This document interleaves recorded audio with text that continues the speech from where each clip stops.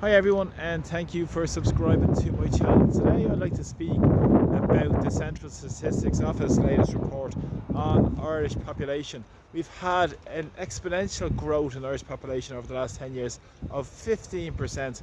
Currently in the 26 counties there are 5,351,681 people according to the latest figures. As I said, this has been an increase of 15%, over 800,000 people in the last 10 years. This is just remarkable in terms of the population growth we've seen because of mass immigration in Ireland. It's the third highest rise across the European Union. Think about it, the third highest rise percentage-wise across Europe. And of course, Ireland and the political leaders have put their hand out to support this bigger globalisation agenda and the agenda of the big corporations who benefit from mass immigration. And we've seen this in Ireland in particular over the past number of years with the erosion of public services, in particular since the famous bank bailout of over 16 years ago, where we've seen the 43% of the total European banking debt being forced upon the people of Ireland, and to implement fierce and brutal austerity on Irish society, which has led to a myriad of crises. We've seen from homelessness, we've seen the health disaster, we've seen education, we've seen the cost of living disaster over the past number of years as well, exacerbated by these policies of the Brussels elites. Now, what's very fascinating with this report is that we've seen the growth in the population, but if you consider this, over 800,000 people. The population of Cork is about just under 200,000, so it's 4 Corks have come into Ireland over the past 10 years.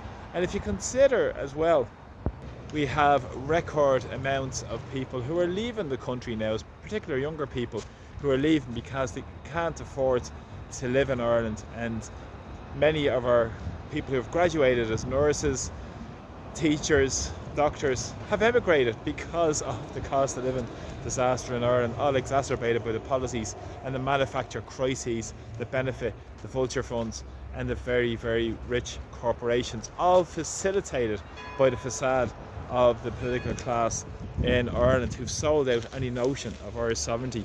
Now, of course, we've also seen the work visa scheme, we've seen the student visa scheme, we've seen many more relatives of people who come to Ireland being invited in, adding pressure on already under-resourced public services. And of course, Ireland's a low-wage economy. 1 in 5 workers are deemed to be on low pay. Of course, they won't tell you this, but this is fundamentally what is driving the profits for those who are very wealthy in society. And as well, it's the political establishment that have continually lied to the people. Whatever about the parties that have been in power, we see Fine Gael and Fianna Fáil, who've swapped power over the last 100 years in the Irish state, and at the same time in the recent past they've come together.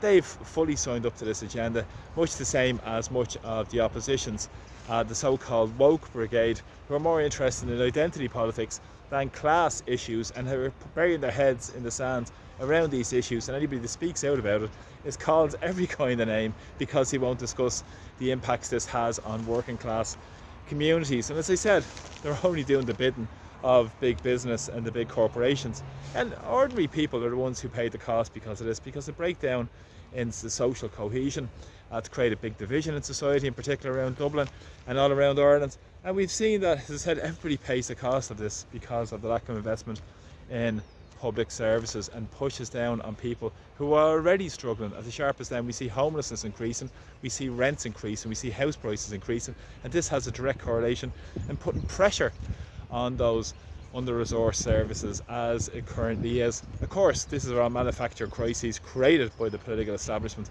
at the behest of their corporations that they work for. But of course, it's been worsened and exacerbated because of mass immigration as well.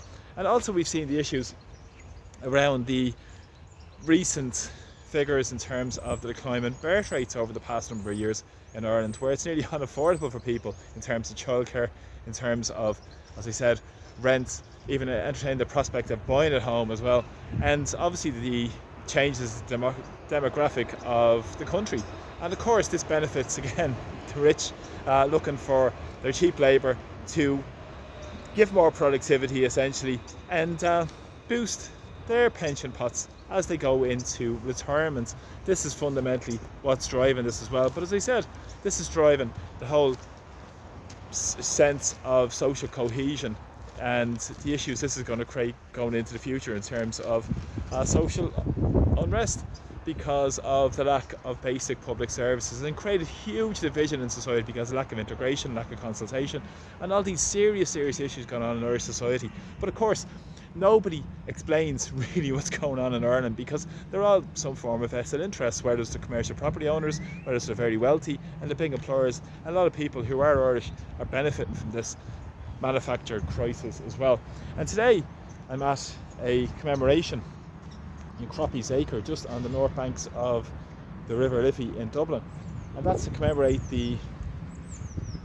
those who struggled and fought in the 1798 rebellion, and up to 30,000 were killed. Men, women and children were killed, and that's a memorial to those who stood up for Irish sovereignty, Irish independence, Irish fundamentally democracy and neutrality. People like Wolfe Tone, who wrote brilliantly on that in terms of the Spanish War, where he spoke about the fact that we shouldn't be taking the side of any empire, and much the same now with the European empire essentially dragging us towards war in Ukraine.